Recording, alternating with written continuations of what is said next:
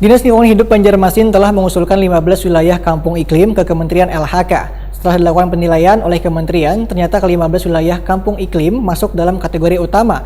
Sehingga dalam 2 minggu ke depan, tim dari Kementerian LHK akan datang ke Banjarmasin melihat langsung kampung iklim di kota 1000 sungai ini. Berikut untuk kabar selengkapnya.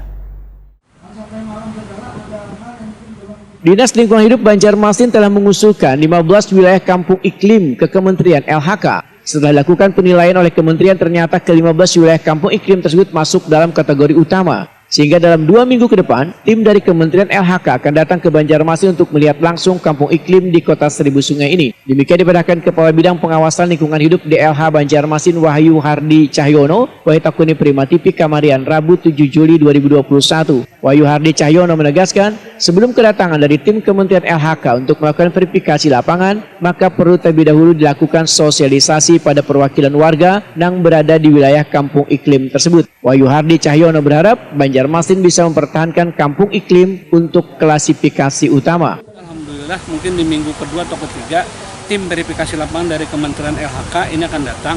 Makanya kita koordinasikanlah dengan kampung-kampung iklim yang ada di Kota Banjarmasin, persiapan kita bagaimana menghadapi verifikasi lapangan. Salah satunya di mana Pak? Salah satunya ada di Kompleks Surya Gemilang di daerah AKSN, Queen Utara, kemudian di Kampung Biuku, kemudian di Kampung Hijau, kemudian ada di Kenanga, di daerah Teluk Tiram. Banyak, ada 15. Lawas apa melakukan pembinaan ini Pak?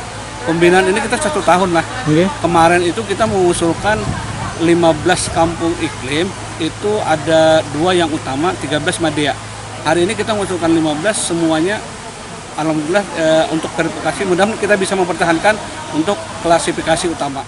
Berkaitan dengan kegiatan pertemuan yang mengambil tempat di salah satu area pertemuan di lokasi Pidipal Banjarmasin, menurut Wahyu Hardi Cahyono, dikarenakan tempatnya sangat asik dan menarik, bahkan terhindar dari kesan yang selama ini dinilai kurang nyaman. Selain itu, orang-orang di kampung iklim, ujar Wahyu Hardi Cahyono, sudah sangat terbiasa dengan alam. Di area Pidipal Banjarmasin inilah didapatkan suasana alam yang sejuk dan nyaman.